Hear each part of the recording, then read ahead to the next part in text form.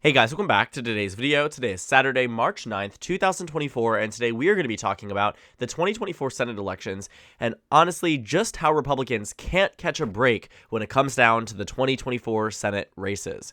The 2024 Senate elections are very, very crucial, not only for this upcoming Congress, but for Congresses to come in the future of this decade.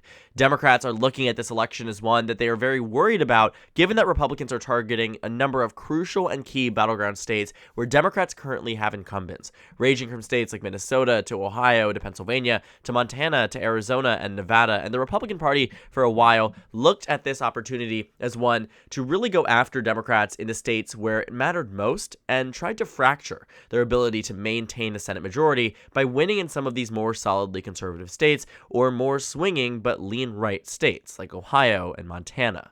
Now, Republicans already have an automatic pickup this election cycle in the state of West Virginia. I didn't include it on the GOP target side because it's not even, quite frankly, a Democratic target at this point. Joe Manchin is the retiring Democratic incumbent, and there is no chance here, less than zero, that Democrats do end up winning the West Virginia Senate race, and so West Virginia is automatically a safe red state. And with that, Republicans start out with around 50 seats that they are currently holding on top of whatever they get from the 9 states that they are currently targeting as GOP targets. But the math here doesn't actually work out too strongly because Democrats are doing very well in a number of these states, if not all of them. And so when we take a look at this map at first glance, surface level, the takeaway here is that Republicans have the upper hand just simply based on the math of this Senate map. It's the best Senate map that Republicans could have been dealt in this election cycle, and looking at the 2016 election, if you were to apply the 2016 election results to this map, the last time that a Republican won the presidency, Republicans would have a majority of 54 to 46, the largest Republican majority since the 2014 Senate elections. And so that's good for Republicans. They look at that and say, we're at a really, really good point should we win back control of the U.S. Senate just by winning and running up the margins in states that Donald Trump won. And this, conventional wisdom here has been that Democrats have to lose at least one battleground state. They have to lose at least one state with a Democratic incumbent, and that means that ultimately, with West Virginia being an automatic flip, that Republicans get the 51 seats that they actually need. But when we take a look at where we are when it comes down to individual states, in the polling, in the candidate quality, in the fundraising, Democrats are getting themselves a lot closer to how the 2022 elections went than whatever predicted model the Republicans are using to analyze their results or their expected results in the 2024 election. Essentially here, Democrats could very well maintain control of the United States Senate just in the event that they win the presidency. Of course, that's a big ask here, but Democrats probably aren't going to lose as many states or seats as Republicans are hoping for because of their own fault.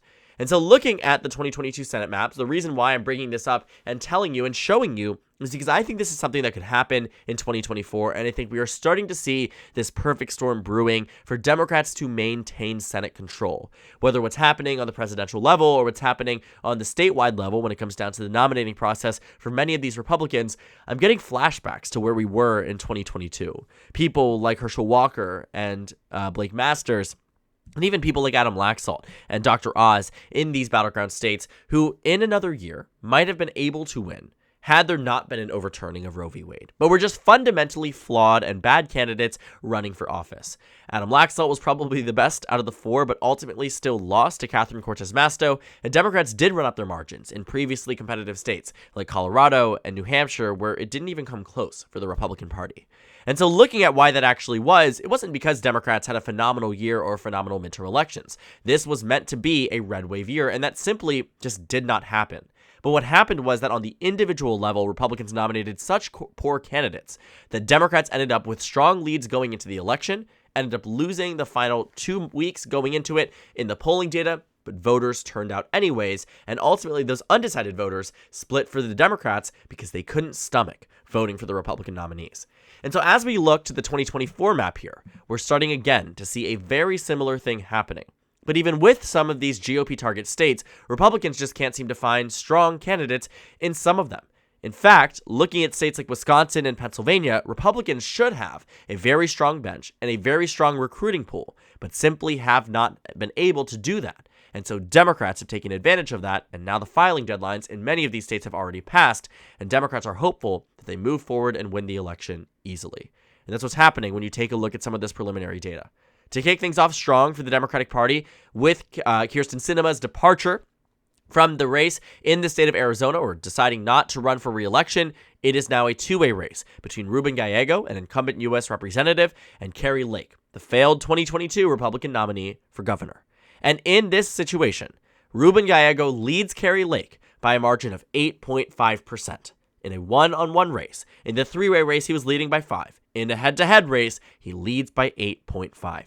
And we remember that Arizona has been a competitive state. Joe Biden only won the state by 0.3%. But Democrats are doing well here because Republicans can't field a strong candidate. Same thing's happening in the state of Montana, a state that arguably should be the most conservative out of all of the states that we are looking at. And Tim Sheehy, the hand-picked, Republican candidate for the GOP by the GOP leadership, you find here that he is losing to Jon Tester. According to Emerson, according to Survey USA, which actually has a strong history in the state of Montana here, Jon Tester is defeating him by an average of 5.5%. Looking at Nevada, in the most recent poll from Jackie Rosen against Sam Brown, granted, a lot of the voters here are undecided, but given her electoral history and given it on a presidential margin being roughly enough to outrun the Democratic nominee here, it looks like the opposite might happen. But Jackie Rosen, in the same electorate that chooses Trump by 7, chooses her by 2. Looking at Pennsylvania, Bob Casey, the incumbent here, leads by 9 points on average, and this is the same electorate that chooses Biden by 1 that chooses Casey by 10.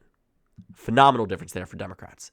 In Ohio, Bernie Moreno, who honestly is the worst nominee that the Republicans could have chosen to be their frontrunner, that Donald Trump could have endorsed, but that's what's happening here. I mean, you take a look, Dave McCormick is an outsider businessman. Bernie Moreno is an alt-right extremist. Looking at Nevada, Sam Brown is a failed nominee or failed candidate from the 2022 race. Tim Sheehy really does not have much of a connection to the state of Montana and its politics, and almost lost a primary to someone who already lost his election before he decided to leave the race. Kari Lake is a failed nominee for governor in the state of Arizona who has an extremely tarnished reputation, and one that just honestly will probably go on to end up losing by a larger margin than she did in the last election. And things continue. In the state of Wisconsin, Republicans can't seem to field a strong candidate. This Republican is a nobody. And the Wisconsin Senate race typically is with Republican nobodies against Tammy Baldwin because she is so popular, because she does so well. But Republicans were looking at it this cycle and saying maybe there's an opportunity. But in the most recent data that we are seeing, in the same electorate that is choosing Trump by 1, they are choosing Tammy Baldwin by 7. Which means even if Biden marginally improves these margins in these states, enough to win them over on the presidential, there's no doubt in my mind that Democrats run up the margins in terms of the Senate elections because of how far these Democratic incumbents are outpacing President Biden in a phenomenal way for their party. And the final state, or the final 2 states we can take a look at, are Michigan and Minnesota. In Michigan, Elisa Slotkin leads Mike Rogers, the Republican frontrunner right now, but still, time will tell because Peter Meijer might be able to get there. Maybe somebody else will enter into the race and something else will happen. But right now, Elisa Slotkin wins by around 3 points. And then looking at Minnesota, a brand new poll from Survey USA shows Amy Klobuchar with a 16-point advantage over her potential Republican opponent. And now the Democrats have entered into a head-to-head race in the California Senate race, Democrat versus Republican here. Democrats end up with a very strong election in California, one that they will simply not have to fundraise on because it's not going to be a competitive race. Democrats are going to easily defeat Steve Garvey in the Senate race here. And so now that you've seen state after state, I mean, quite literally, it is so evident here that Democrats are doing well in these battleground states. This is where we are, based on polling data when it comes down to the Senate map. Remember how many GOP targets here were up? States like Virginia even were being profiled as potentially competitive. Minnesota, potentially competitive. Republicans, were very hopeful in West Virginia and Montana and Ohio and very, excited about the Rust Belt and the Sun Belt like Arizona and Nevada. This is where we are when it comes down to polling data in these GOP targets. Out of the 9, Democrats lead in 9. And that's a problem for the GOP. And what the problem here too is that no matter what they are trying to do, they're running ads, they're choosing what they think to be better candidates, they're getting involvement from local and state party leaders, and none of it seems to be turning the tides favorably in favor of the favorably towards the GOP, at least noticeably. These states are ones that Republicans are coming into with the upper hand, largely because this presidential election looks like it very well could go to President Trump. And what we know from the past two election cycles is that Republicans typically do not outperform Donald Trump too tremendously, but they do at a baseline. They aren't winning by 10 points in states that Trump is only winning by 1. But they more often than not are winning in states that Trump wins and then winning some of those Democratic states or getting much closer in some of those Democratic states. Even Michigan, which is a point of interest on this map back in 2020, went to Joe Biden by 2.8, but went to the incumbent Democrat Gary Peters by less than 2 points. There were plenty of crossover supporters in some of these states, and in some cases they did favor Democrats. Like in Arizona, they voted for Mark Kelly by a larger margin than they voted for Joe Biden. But fundamentally speaking, Republicans should be doing a lot better than a 50-50 Senate map. This map seems to be the best one that they could have been provided in this upcoming election, and they still can't seem to crack the Senate majority. That's why I am reminded a lot of this being similar to 2022. And a lot of it is because of who they are choosing to represent them on the party level. Bernie Moreno is one of the worst GOP candidates we have seen this election cycle, and Donald Trump chose him in a very competitive primary. In the state of Arizona, Kari Lake is arguably the worst GOP nominee that they could have put forth, and yet Donald Trump endorsed her and the National Party came to terms with it. Montana Republicans seem to have dodged a bullet when it came down to Tim Sheehy. But what we are finding is that according to opinion polling data, consistently, he performs as best as Matt Rosendale does, which means he's losing in the same way that he did in 2018. In Pennsylvania, Dave McCormick is far from a stellar candidate. He is equally an outside businessman, somebody from the state of Connecticut, whose only claim to the state of Pennsylvania is a P.O. box in his registry to run for United States Senate. In Wisconsin, Republicans can't field a strong candidate. In Michigan, the Republican Party is falling apart there. It is practically all across the country that these states the Republicans are looking to as these prime GOP targets are simply just not that. And I will say, too, the state of Maryland is at a point of interest right now because of Larry Hogan running for governor or running for senator. I'm going to say this once, and I really don't want to spend much time talking about it again. This race is not going to be competitive, and Democrats and Republicans should not waste money here.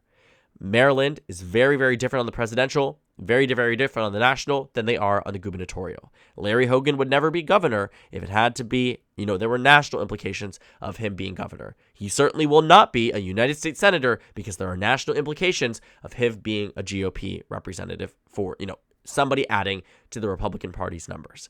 The race might be narrower than what is traditional, plus 30 for Democrats, but he's not going to win it, and it's not going to be particularly close. Now, moving on.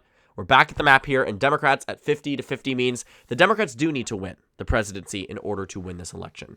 But I will say that it isn't just the presidential election that dictates what happens in the Senate elections. Because Republicans don't seem to be fielding their strongest or their best, that will have repercussions on President Trump. When you find voters that are coming out to support candidates that they support on the Senate race, on the House race, but are unsure about how they might vote on the presidential, and there are a crap ton of voters out there, as you can see in the opinion polling data, where you find differing numbers on the presidential versus the Senate election, and a lot of undecided voters in one camp, but not the other. Some of them may be swayed by the party they are voting for on the Senate or congressional level, and that could benefit Democrats a lot. Bob Casey being a popular Democratic incumbent, Tammy Baldwin being a popular Democratic incumbent, running in a state that will matter a lot for President Biden and matter a lot for Democrats. You could actually see them benefiting Joe Biden in this election. Then maybe he'd be riding their coattails instead of the other way around. Now, I know that's not what we know about presidential elections and not historically how things have gotten done, not historically how elections have been won. But it certainly is the way for us to understand here that there is a reality in which there are Democrats outperforming Joe Biden in practically all of these 9 GOP target states. And I could see that being a very, very real probability. And that benefits Joe Biden down ballot because Republicans cannot get their acts together on the Senate level. And as I was saying, as we get more and more data out of these states, it seems to be an apparent thing here that based on the decisions being made by potential GOP nominees, based on the history that we see, based on what we are understanding this election to be, based on what the pundits are saying about this election, Republicans cannot seem to catch a break, and that is fundamentally their problem for this election cycle because it's exactly what allowed Democrats to expand their majority in the U.S. Senate in 2022 and might be the reason why they maintain it in 2024. So thank you guys so much for watching this video. Make sure to comment down suggestions below. Subscribe on the left if you haven't already, and check out the Instagram and Twitter. At the bottom left of the screen, there's also a Discord server for you to go ahead and join. On the screen, there's a video you can watch, and then a playlist for my 2024 election analysis videos. Again, thank you guys so much for watching, and I will see you all tomorrow.